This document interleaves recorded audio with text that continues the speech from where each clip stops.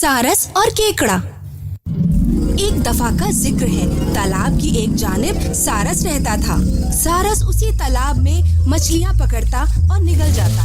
मछलियाँ उससे नफरत करती थीं, पर वो मछलियों को बहुत पसंद करता था क्योंकि मछलियाँ कितनी लजीज हैं। यम।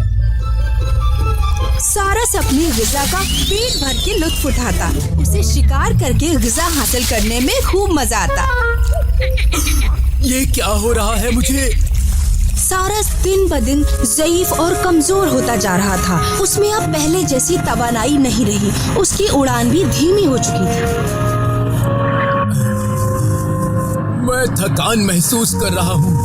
और जैसे ही वो मछली के शिकार का रुख करता, उसके सुस्त नक्ल व हरकत से ज्यादातर मछलियाँ फरार हो जाती। ओह, मेरी जोड़ें बेहद दर्द कर रही हैं। वहाँ मत जाओ, सारस तुम्हें खा जाएगा।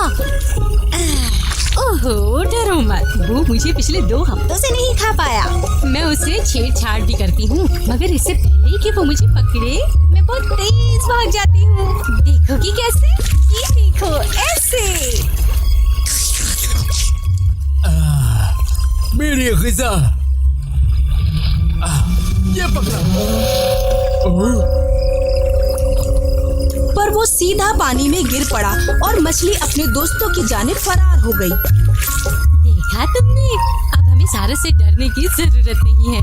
वक्त के साथ वो काफी कमजोर हो गया। अब उसमें इतनी तवानाई भी बाकी नहीं रही कि वो अपनी ग़िज़ा का इंतजाम कर पाए। अब मछलियाँ उसके अतराफ से तैरती, पर वो उनको पकड़ नहीं पाता। ओह, मेरा बदनसीब बुढ़ापा। ग़िज़ा का इंतजाम कैसे करूं?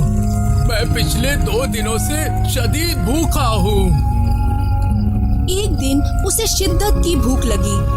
उसने काफी दिनों से कुछ नहीं खाया था। उसकी भूख मिटाने बिना किसी मुशक्कत और मुसीबत के उसने एक तरकीब निकाली। ओह, मैं जानता हूँ कि मुझे क्या करना चाहिए।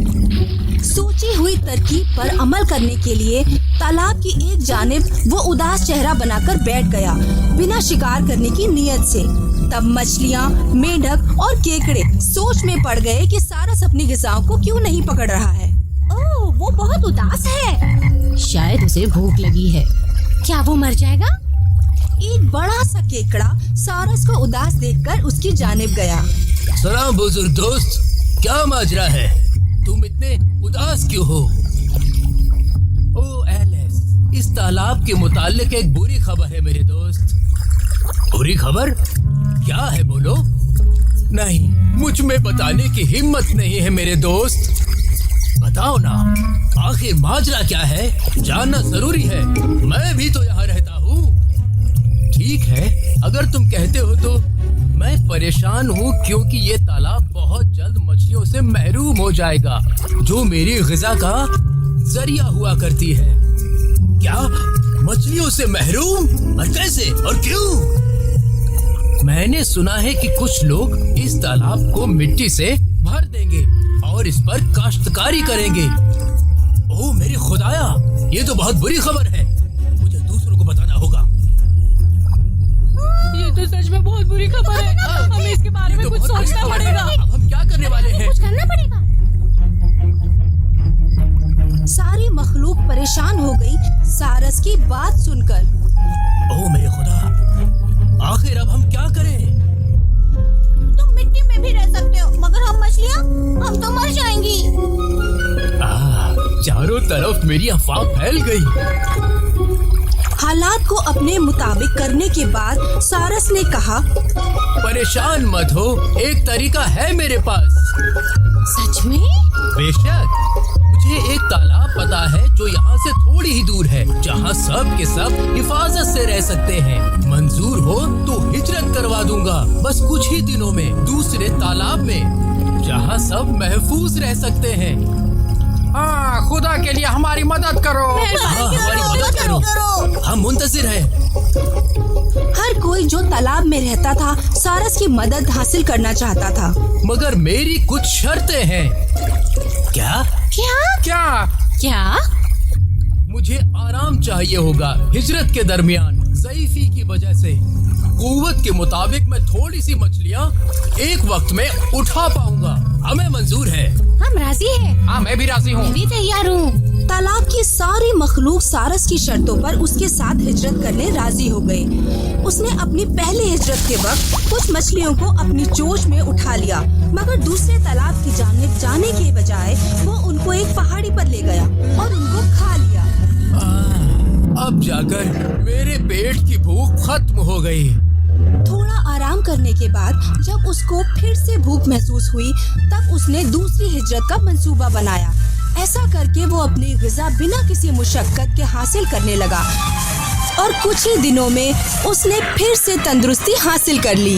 बड़ा केकड़ा भी दूसरी मछलियों की तरह हिजरत करना चाहता था। मेहरबानी करके मुझे भी दूसरे तालाब ले चलो।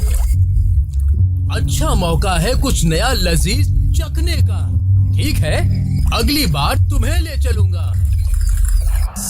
अगली हिजरत में जब कुछ वक्त गुजरा, वो तालाब अब यहाँ से कितनी दूर है? सारस को महसूस हुआ कि केकड़ा बहुत ही मासूम है। उसको सारस के खतरनाक मंसूबे के बारे में वाकफियत नहीं थी। बेवकूफ, तुम्हें लगा कि मैं तुम्हें बचाऊंगा? कोई दूसरा तालाब है ही नहीं यहाँ। मैंने मंसूबा बनाया था ताकि तुम सबको अपनी ग़िज़ा बना सकूं। अब तुम मरने के लिए तैयार हो जाओ। केकड़े को सारस के घिनौने मंसूबे का पता चला मैं ऐसे मरने वाला नहीं हूँ खुदगर सारस। और बिना हवास खोए केकड़े ने अपने तेज पंजों से सारस की गर्दन दबा दी। मुझे तकलीफ हो रही है। अब तुम्हें और भी ज्यादा तकलीफ होगी। केकड़े ने सारस की गर्दन को पूरी तरह दबोच लिया और सारस ने अपनी जान गंवा दी। फिर केकड़ा जैसे तैसे अपने तालाब पर पहुंचा और सारा वाकया अपने साथियों को बयां किया। सारे बचे साथियों ने केकड़े की हौसला अफजाई की और उसका शुक्रिया अदा किया। ओह केकड़े, तुम कितने ज़हीन हो। लेकिन उसने अपनी जान गंवा दी अपने लालच की वजह से, मेरी जहानत की वजह से नहीं। कहानी की नसीहत, हमेशा याद रखना, हद से ज्यादा लालच नुकसानदेह साबित होता है।